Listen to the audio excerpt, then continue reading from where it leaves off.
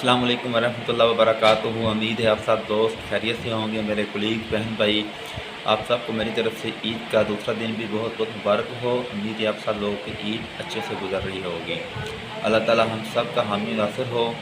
कुछ दोस्तों की फरमाइश पर, कुछ बहनों कुछ भाइयों की फरमाइश पर कि उन्होंने कहा कि CRPC को ही हम कंटिन्यू करें, तो आज हम CRPC का चैप्टर 3 जिसमें पार्ट ऑफ द कोर्स होती हैं, यानी मजिस्ट्रेट्स की पार्ट्स क्या हैं, सेशन जज की पार्ट्स क्या हैं, यानी कोर्ट के क्या क्या अख्तियारात हैं, हम उसको डिस्कस करेंगे। तो कल तक हमने पढ़ लिए थे सेक्शन 27 तक हमने पढ़ा था। आज हम सेक्शन 28 से शुरू करते हैं। चैप्टर नंबर 3 है पार्ट्स ऑफ द कोर्ट्स। कुछ लोग पढ़ते हैं powers, that is not correct word, parts word होता है। पार्ट्स ऑफ द कोर्ट्स ए इसका है description of offences cognizable by each court, इस चैप्टर का नाम है। Section 28 offences under penal code, यानी पाकिस्तान पीनल कोड के अंदर कौन कौन से ऑफेंसेस शामिल हैं। नंबर 1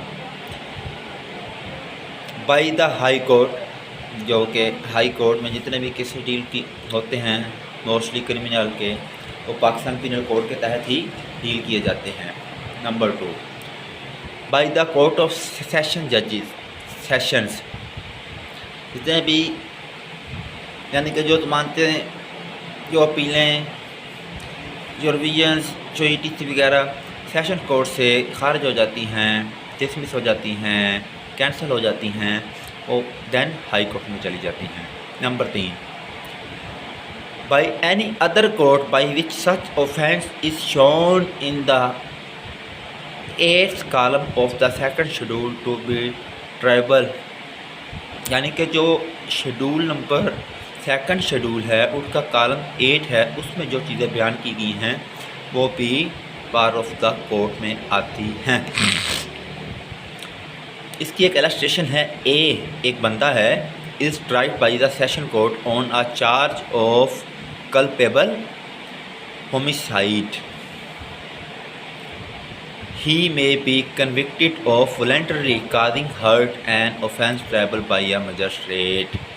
मेरा नहीं ख्याल कि इसको आपको समझाने की ज़रूरत पड़ेगी। इसके कुछ सिनॉप्सिस हैं, सिनॉप्सिस को भी डिस्कस करते हैं। Scope and application. स्कोप क्या है इसका? This section states generally that subject to the other provisions of the code, for example section 193 which requires a commitment offences under the penal code are triable by the high court or the session court or by any other court shown in the 8th column of schedule second, जैसे कि ऊपर पहले बता दिया गया है।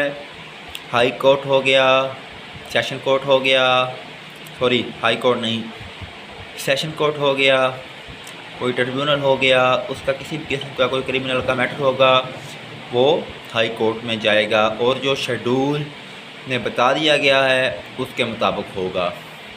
The provisions as to the other court do not cut down the powers or the high court और session court to try every offence under the penal code. ये एक अथॉरिटी है 1985 की, PCRLJ पेज नंबर 2334 है इसका।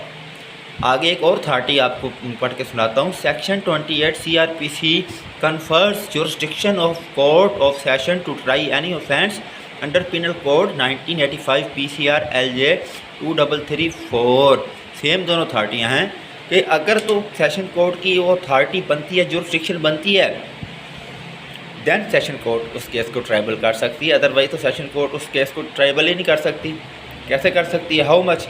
एक case Bahawalpur का है और उसको कैसे लाहौर में शिफ्ट किया जा सकता है, उसका तरीक़ाकार और होता है। हाई कोर्ट से बकायदा परमिशन ली जाती है और बहुत से मामला उसमें होते हैं।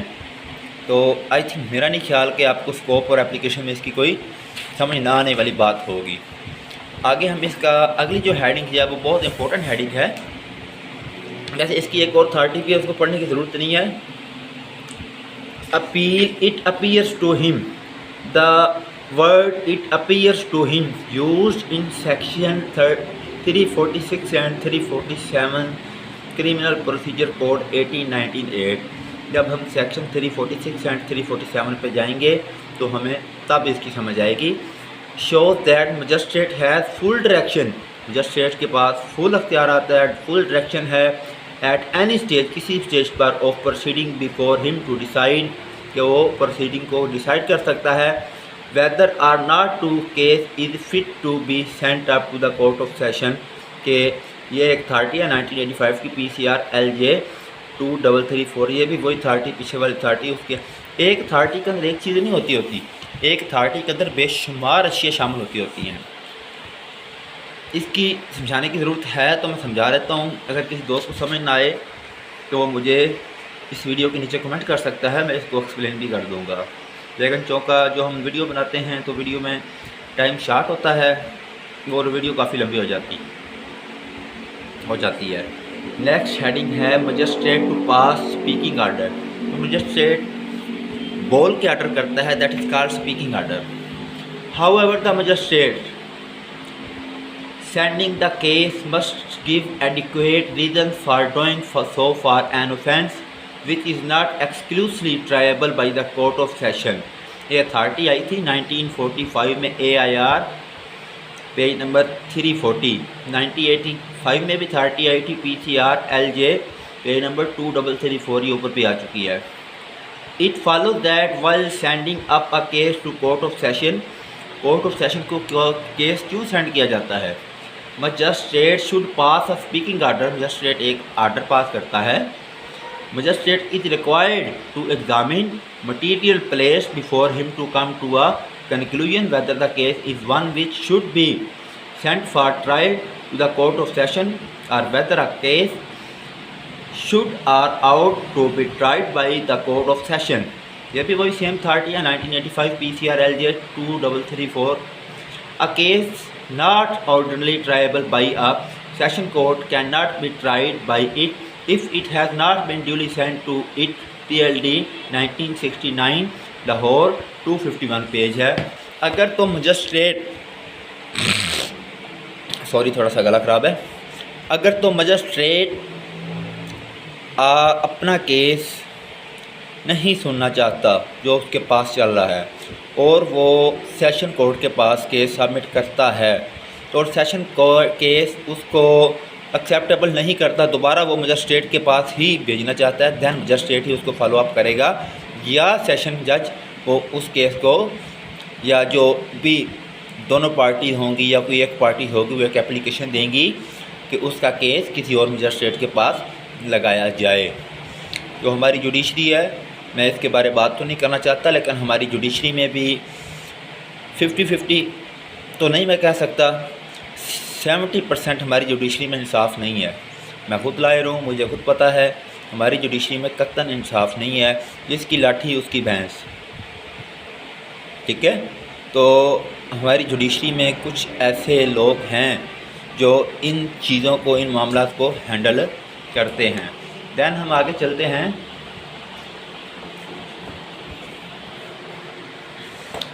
Jurisdiction of trial court, addition of offences. Trial court के पास क्या जुरिस्डिक्शन है और वो किन किन ऑफेंसेस को ऐड कर सकती है। Investigation officer prepared his investigation report.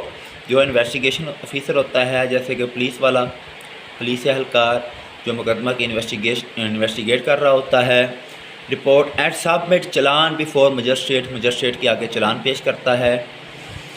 First class, magistrate first class के पास फॉर ट्रायल,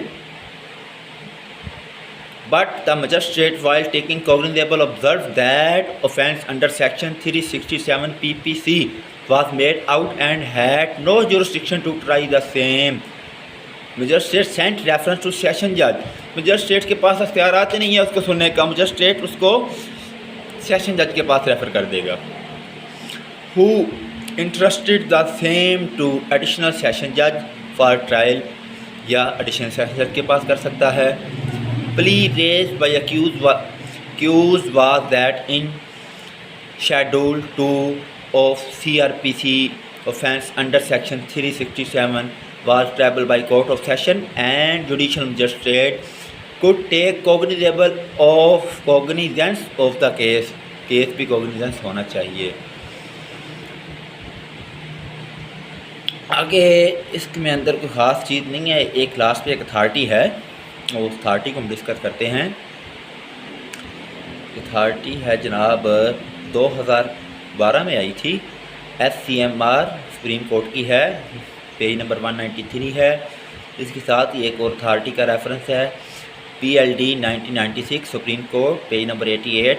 रेफरेंस इसका अथॉरिटी का और भी है, PLD 2013 लाहौर की अथॉरिटी है, पेज नंबर 12 है। तो इस अथॉरिटी में क्लियर कट उन्होंने जो बात बताई गई है, अथॉरिटी काफ़ी लंबी है।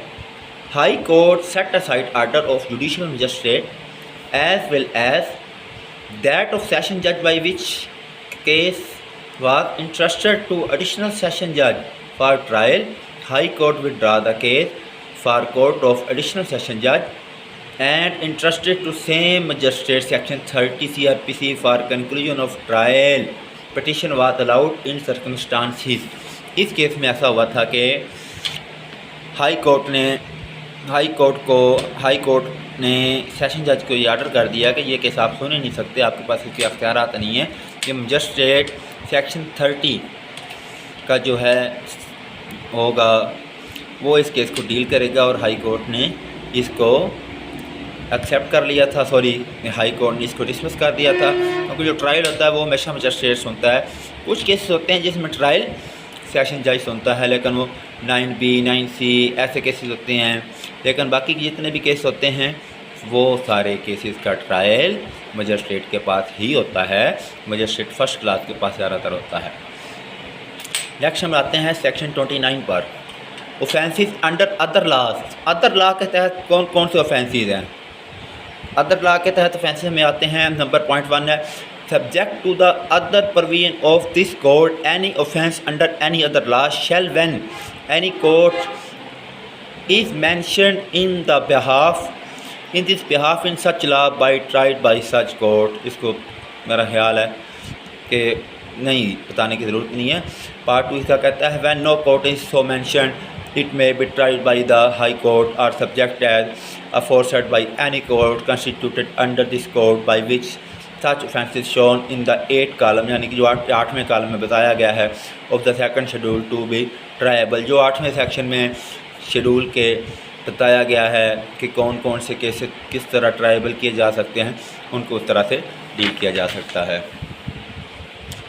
आगे आ जाता है हम सेक्शन 30। सेक्शन 30 बहुत आसान सेक्शन है, सेक्शन 29 कमिट हो चुका था, लेकिन सेक्शन 29A भी ओमिट हो चुका था। सेक्शन 29 हमने पढ़ लिया है, 29A ओमिट हो चुका है। 29B है, jurisdiction of the case of juvenile. Juvenile justice system क्या होता है? जुवेनाइल जस्टिस सिस्टम एक पूरी बुक है जो हम इंशाल्लाह ताला स्टडी करेंगे ADPP के लिए और DDPP के लिए। तो any offence jurisdiction of the case of juvenile, any offence कोई भी offence other than 1 punishable with death, जिसमें सज़ा डेथ की दी गई हो, और ट्रांसपोर्टेशन फॉर लाइफ या उम्र कैद की सज़ा हो, कमिटेड बाय एनी पर्सन, किसी भी शख्स ने कोई ऑफेंस किया हो, who at the date when he appears और is brought before the court is under the age of 15 year, उसकी उम्र 15 साल तक हो, may be tried by the district magistrate, उसे डिस्ट्रिक्ट मजिस्ट्रेट भी सुन सकता है, और बाय एनी मजिस्ट्रेट, कोई मजिस्ट्रेट भी सुन सकता है, specially empowered by the provincial government to exercise the powers conferred by section 8 sub section 1 of the reformatory. Reformatory कहते हैं कि रिफॉर्म करना, उसकी इस्लाह करना। अगर कोई बच्चा 15 साल की उम्र में किसी का मर्डर कर देता है, उसे सज़ाए मौत नहीं दी जा सकती, उसे उम्र कैद नहीं दी जा सकती, उसे बच्चों की जो जेल होती है उसे बच्चों की जेल में रखा जाता है, उसको रिफॉर्म किया जाता है, उसकी तरबियत की जाती है, सज़ा उसे ज़रूर दी जाती है, कैद में उसे ज़रूर रखा जाता है, लेकिन उसके खिलाफ ना उससे मुशक्क़त वाला काम कराया जाता है, ना ही उससे कोई और ज़हनी मेंटली अपसेट या उसे कोई टार्चर किया जाता है, लेकिन उसको जुवेनाइल जस्टिस सिस्टम के तहत उसको डील किया जाता है। देखिए ये हमारा सेक्शन 29B क्लियर हो गया। सेक्शन 30 हम क्लियर करते हैं। थोड़ी देर तक। Thank you so much.